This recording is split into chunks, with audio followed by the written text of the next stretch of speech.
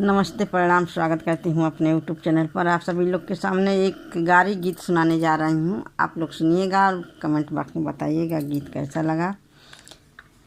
हरियर सुगनावा के लाल पिजड़ा हे जी, हरियर सुगनावा के लाल पिजड़ा, यही मड़वा में अइले समाधि जड़ा, यही मड़वा में अइले समाधि जड़ा।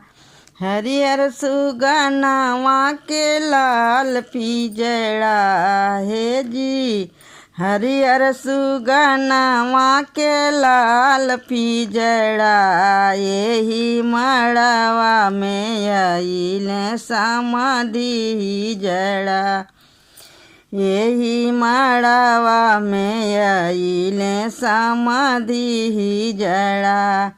इनकर खेतवो ना बरिया इनके शान के तना, इनकर खेतवो ना बरिया इनकर शान के तना, इनके टूट ही मड़ैया पर गुमान के तना, इनकर टूट ही मड़ैया पर गुमान के तना।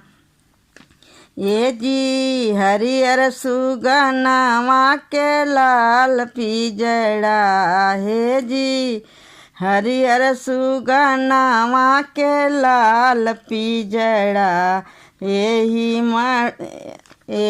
मड़वा में अइले भसुर ही जड़ा, यही मड़वा में अइले अगुआ ही जड़ा।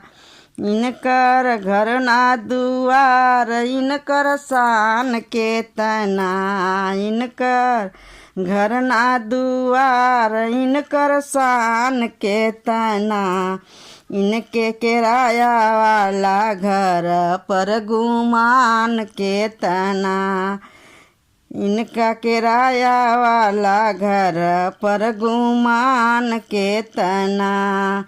हे जी हरियर सुगनावा के लाल पिजड़ा हे जी, हरियर सुगनावा के लाल पिजड़ा, यही मड़वा में अइले भसुर ही जड़ा, यही मड़वा में अइले भसुर ही जड़ा।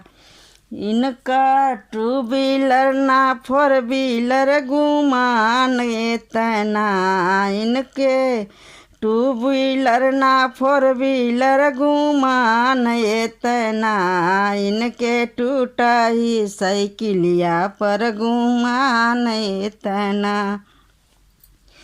इनके टूटा ही साइकिलिया पर गुमान तना।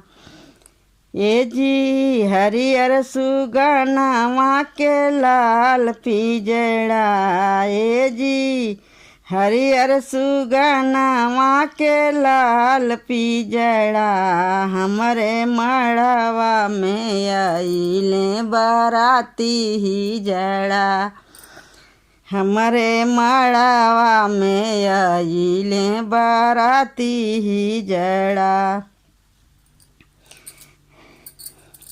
हमरे दुआरा पे अइले बाराती ही जड़ा।